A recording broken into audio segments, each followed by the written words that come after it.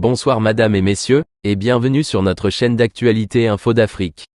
Avant de continuer, n'oubliez pas de liker et vous abonner à notre chaîne YouTube afin d'être toujours informé quand nous postons de nouvelles vidéos et surtout commenter afin de nous encourager à travailler pour vous. Merci à ceux qui l'ont fait et Le représentant spécial du secrétaire général de l'ONU pour le Mali, El Gassim Weyne, a salué les efforts de la médiation internationale menée par l'Algérie pour promouvoir le dialogue entre les parties signataires de l'accord pour la paix et la réconciliation au Mali, issu du processus d'Alger. Devant le Conseil de sécurité, M. Weyne a noté, vendredi, concernant la mise en œuvre du processus de paix, que la mission multidimensionnelle intégrée des Nations Unies pour la stabilisation au Mali, MINUSMA, avec les autres membres de la médiation internationale, dont l'Algérie est chef de file, n'ont ménagé aucun effort pour promouvoir le dialogue entre les parties signataires de l'accord, afin de sortir de l'impasse actuelle.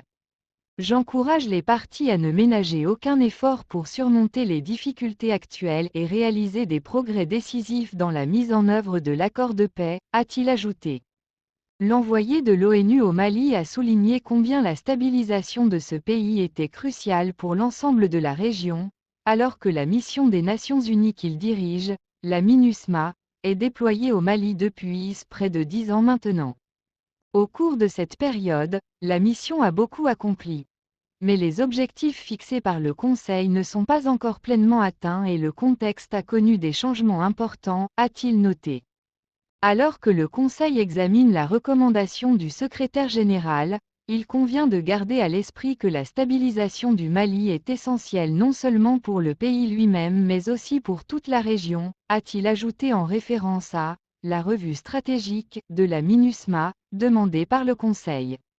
S'agissant de l'environnement politique, l'envoyé de l'ONU a noté que le Mali est à moins de 2 mois du référendum constitutionnel qui doit marquer le premier d'une série de scrutins qui devraient aboutir au rétablissement de l'ordre constitutionnel en mars 2024. Selon lui, les autorités maliennes continuent d'affirmer leur engagement pour la tenue de ces scrutins à temps, même si plusieurs défis demeurent.